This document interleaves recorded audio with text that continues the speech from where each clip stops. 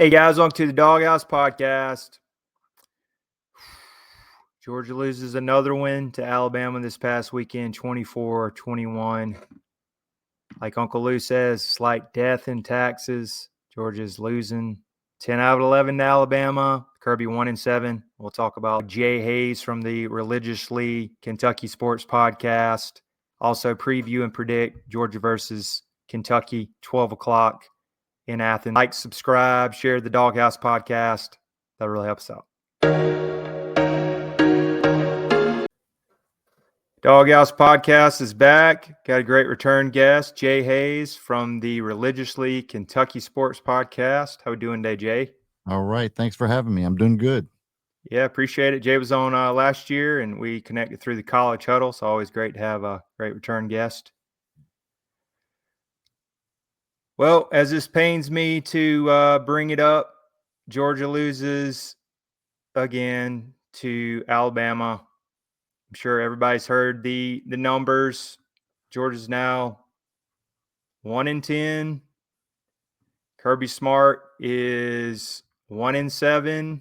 You might as well just say, hey, Alabama owns him. Kalen DeBoer, 2-0 against him.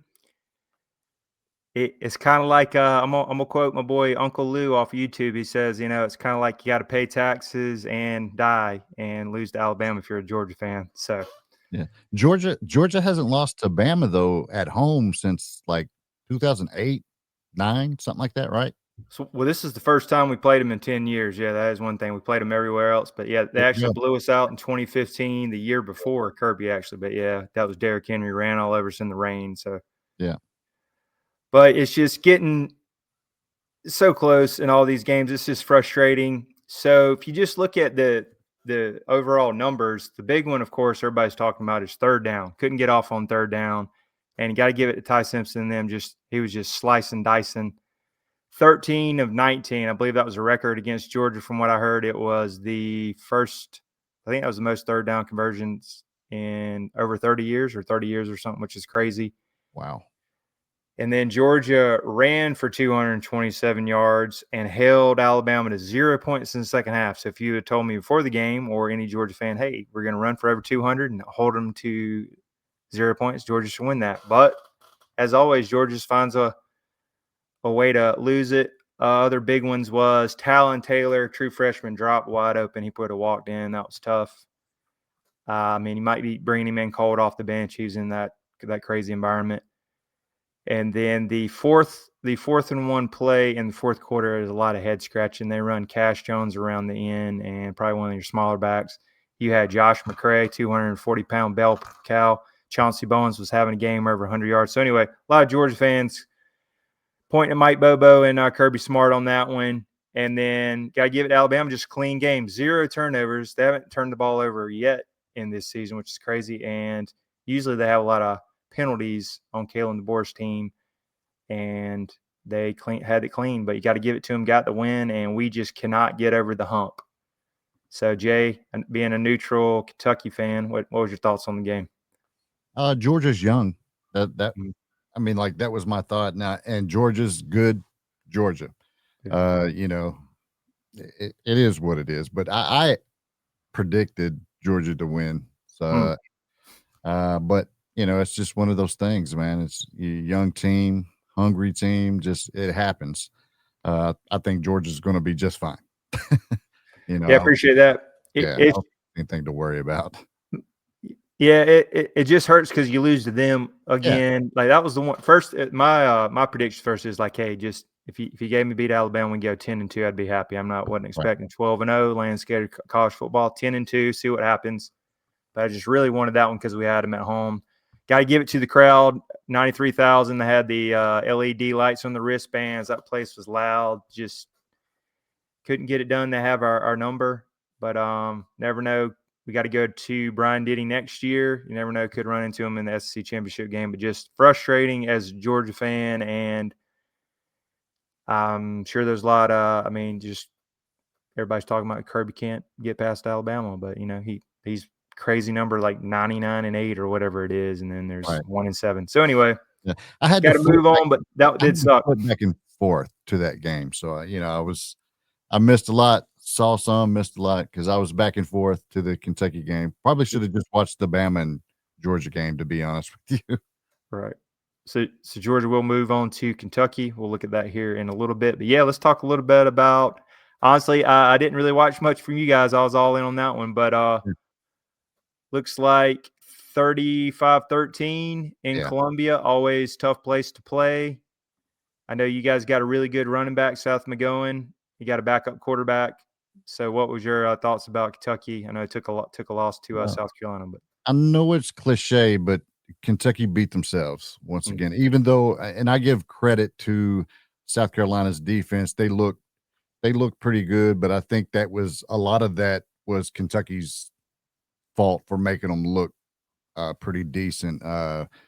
Quarterback Cutter Boley threw a couple interceptions, fumbled the ball, one for a touchdown, lost 2 fumbles, one for a touchdown. So you can't give up those points. I think they give up 21 points. You can't give up that and expect to win to beat anybody in the SEC. So I felt like I said, it's cliche, but I felt like Kentucky beat themselves. And Shane Beamer has absolutely owned Mark Stoops the last 4 years. But that was kind of the game. We came out strong and it just went away. Ran the ball good, didn't pass well. Defense played pretty decent. But our offense just shot ourselves in the foot. Cheddar Bob, it was what it is. I thought South Carolina was the more physical team. Hopefully Kentucky learned a little bit about who they are after that. They laid some hits. So hopefully Kentucky learned something, especially going on the road here this weekend. Yeah, tough loss. Kentucky goes to 2-2. Yeah. Did want to ask of course, everybody won't know.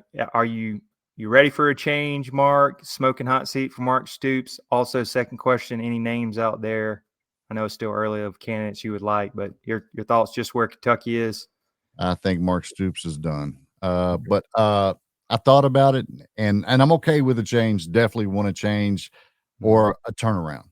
Right. You get back to, because Mark Stoops has done some great things at Kentucky, and we got to get back to that, or we got to move on.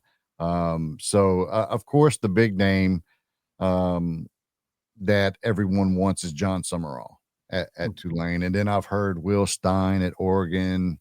A couple names like that, John Gruden, Kentucky fans, so but yeah, just right now, and we'll probably not get any of those guys. But I don't know if Kentucky can afford to buy out Mark Stoops yet. So we'll see. It's going to get interesting, if you don't get at least one SEC win, and looking at the remaining of the schedule, looks like that might be kind of rough to do.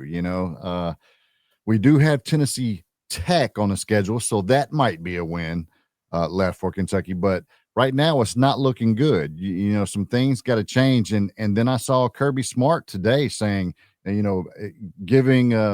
hollering at BBN, so to speak, and saying, "Hey, man, give Mark Stoops a break. He's done great at Kentucky and this and that, and he, hard-nosed football." Well, we got to get back to that because he hasn't done so in the last couple of years. Right.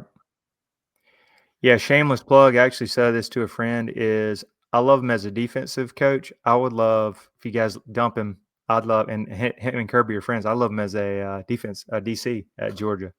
Yeah. I said that name out there. Well, Georgia came from Brad White, our DC, a couple years ago. Yeah. So, and Mark Stoops is I mean, like, I don't know what's going on there. I don't know. He came into the season, I'm motivated, and why wasn't you last year in the 4-8 season? So I think fans have grown tired, and I think, with things with Calipari and the basketball side, Mark Stoops was one of those people that opened his mouth and said, this is a basketball school. Nothing wrong with saying that. Mark Stoops, and then spoke out about it, and that caused some things, and now here we are. If you're going to talk that, you got to walk that, and he hasn't walked it. So now it's not looking good for him. You got to go on the road and beat Georgia. That's what I'm saying. Yeah. Oh yeah, completely agree.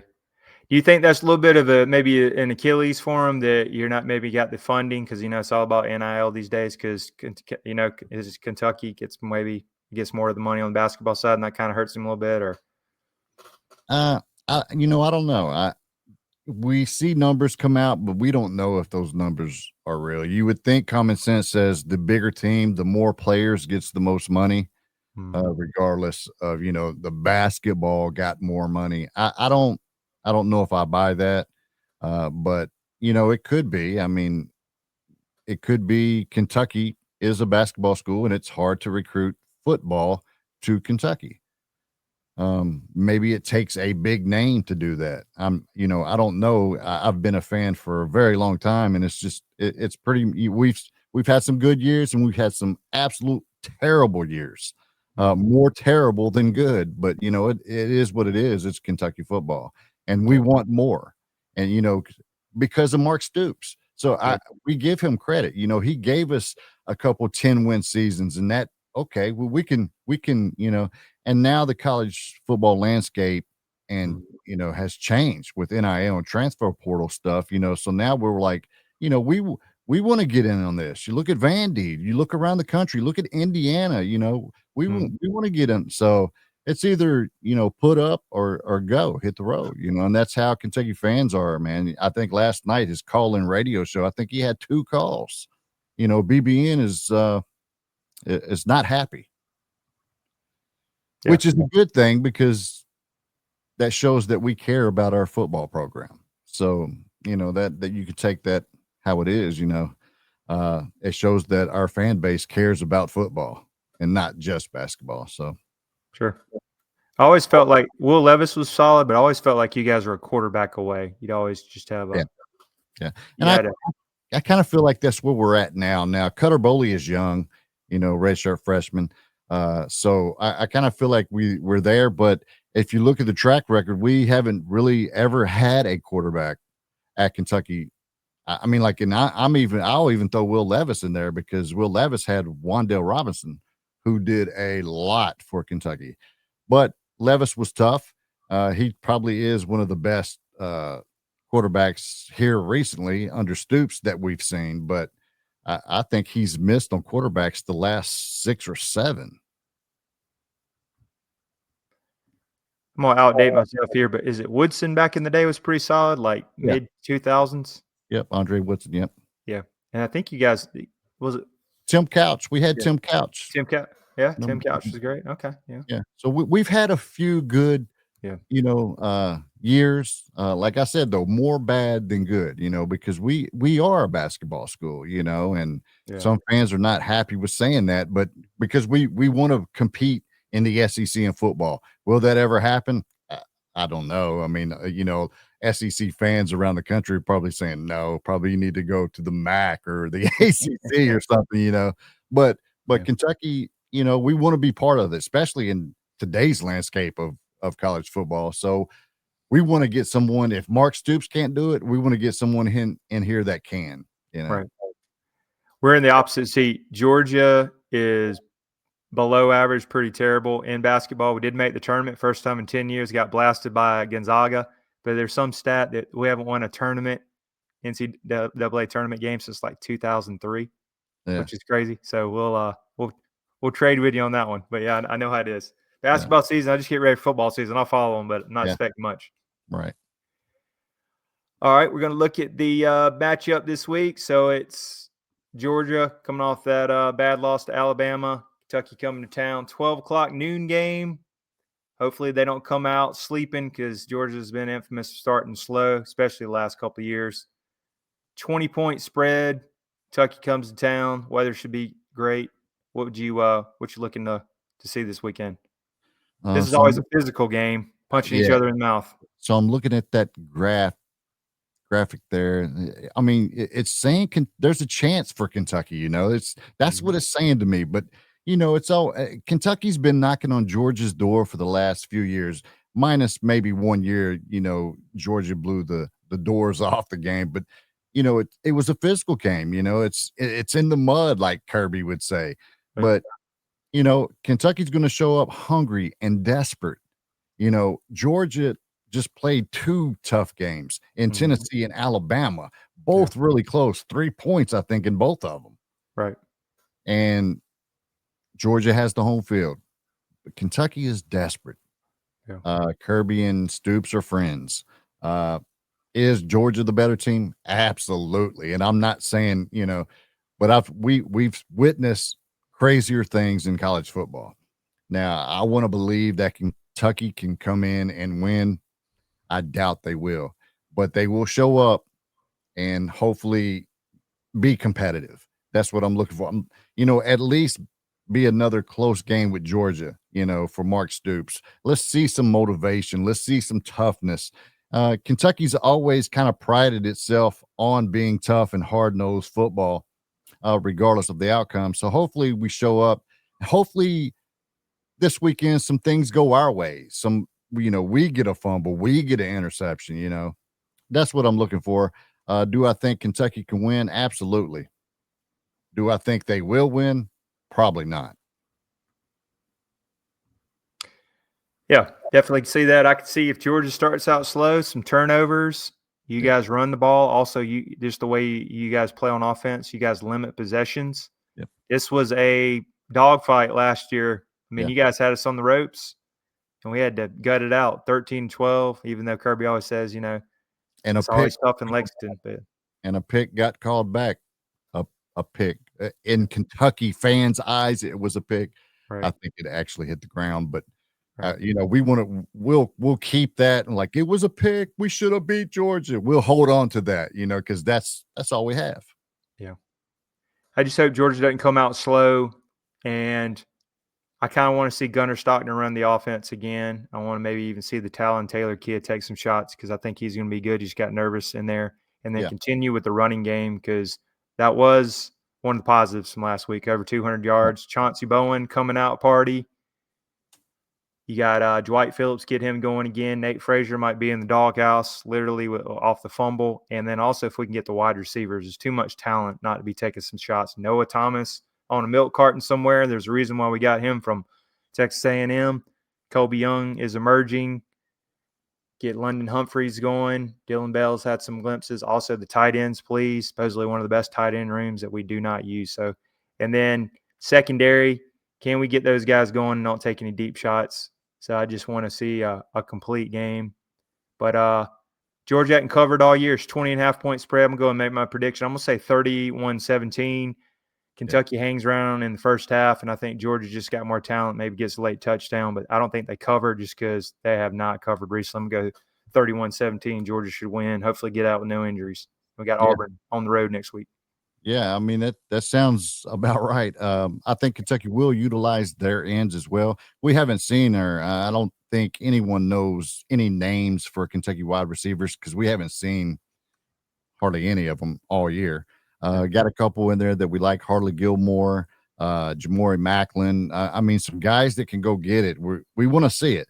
The question is who's going to be the quarterback? Will it be Cutter Boley? He didn't cut it on the road in the SEC against South Carolina. Will the experience of Zach Calzada come back in? I would think so. I mean, I think the fans want the experience, but they also want the Kentucky guy to come in and still continue to get those reps regardless if that's going to be how the season ends, but I think we see Zach Calzada, the experience. I like Kentucky's defense against Georgia's running game. That's going to be something to watch. I still think Georgia gets off and does but I think Kentucky's defense is overlooked quite a bit. So, I don't know if you watched Kentucky and Ole Miss, but Kentucky's defense is for real. Now, they've given up some too. So it'll be interesting to see if they show up. I like Kentucky's defense there. I think they'll utilize the tight ends. Who's going to be the quarterback? Hopefully it's the experienced quarterback.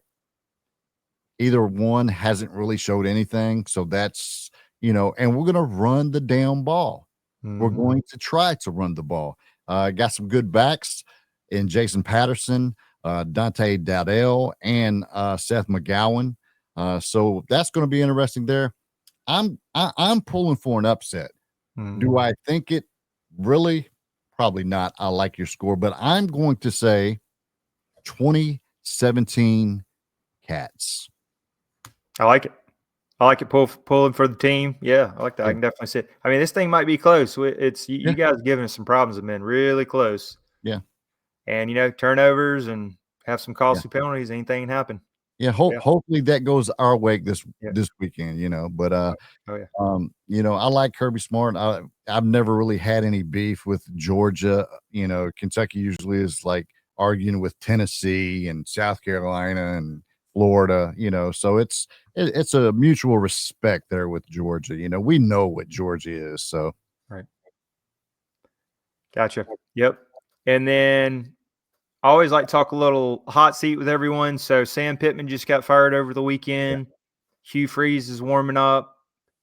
I know Mark Stoops there. So yeah. who do you think besides Sam Pittman might be the Billy next? Napier. Oh yeah, Billy Napier might be the next victim. Who do you think? Yeah, I think he's next. The Sam Pittman surprised me a little bit because we were kind of thinking that they would. We thought he was fired for sure, no doubt, but we were thinking that they would wait at least to the end of the season. They've given him a lot of time over the last couple of years. We thought he should done been fired, and they've given him a lot of time. So evidently he's got some pull inside that athletic department. So we kind of thought that they would give him to the end of the year. So that was a little surprising, but yeah, Billy Napier, Mark Stoops, Freeze. Yeah, I think that would probably be about it. So thinking that Kentucky better grab somebody up for they're all gone into the SEC, right? And That's right. That would be John Summerall, because I think he would most likely go somewhere other than Kentucky, somewhere that he could win a title, somewhere that he could go to the playoffs, because he's a great coach. But does he have Kentucky ties? He played at Kentucky. That's it. So, if you want to, I don't know. It'd take a real dog to say, hey, I can take Kentucky to the playoffs. So hopefully we'll get one of those guys. I'm gonna throw a name there. You probably wouldn't want him because he's damn good. You wouldn't take like a Mike Gundy or anything coming off Oklahoma State, right? No. Yeah, the mullet. I'm a 40-year-old man.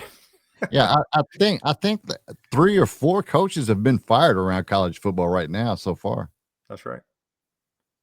UCLA guy got it. Was it Foster? He was there 3 games. Man, that Nico thing that keeps getting worse. Yeah. Yeah. And then coming up really quick. So Vanderbilt, I'm throw a couple games. Vanderbilt out Alabama. That's game day. And then Miami. I believe they go to Florida State. What's your thoughts on those? Miami might be the best team in the country. I can see maybe that. one of. And I'm gonna Vandy. Why not Vandy?